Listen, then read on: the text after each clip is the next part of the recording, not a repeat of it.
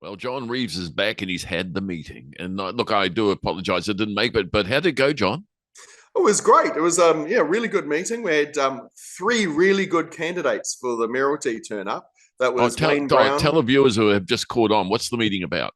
Oh, it was our transport debate about Auckland transport issues. It's the number one most pressing issue in Auckland for this election is sorting out the transport. And so we invited over 3 months ago all the leading candidates to appear. And we had Wayne Brown, Viv Breck, and Craig Lord.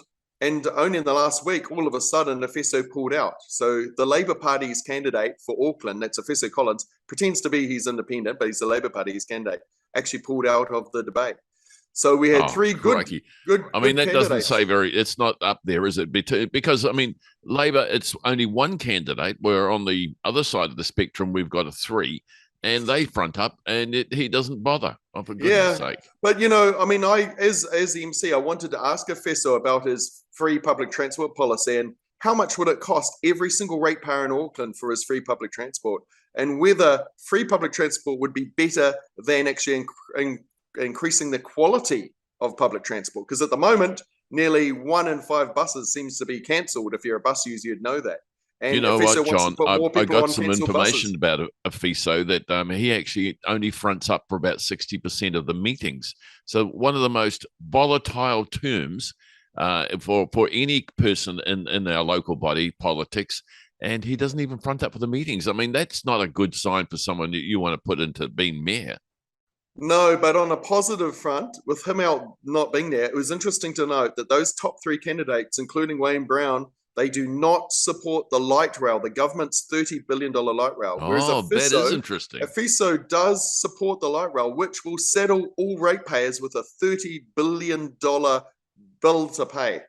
And Afiso promotes it, whereas the other three, they're against it. They oppose it.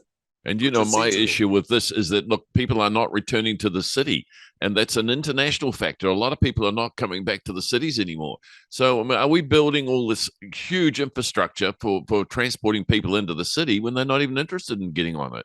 No, but the great thing was about those candidates is take Wayne Brown, even Craig Lord as well. They were supportive of extending the commuter train services to Huapai and Kumeu, which we've been lobbying for, and and also looking at the heavy rail line to the airport, which will give you a fast train to the airport and connect you to the whole Waikato as well, and Bay of Plenty.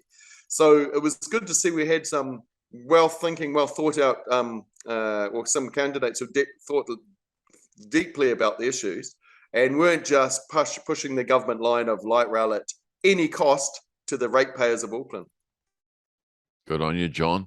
You're looking after those people. We're going to be forced out of our cars, and this government's going to see to it, and Auckland Transport's going to see to it.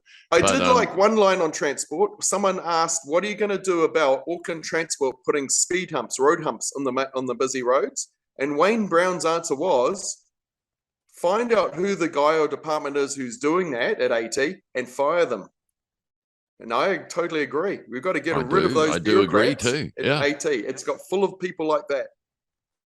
Well, there's the next thing I want you to wrap your mind around is legislation pending to give councils the freedom to reshape our streets, which obviously will impact transport. So next week when you come back, let's chat about that.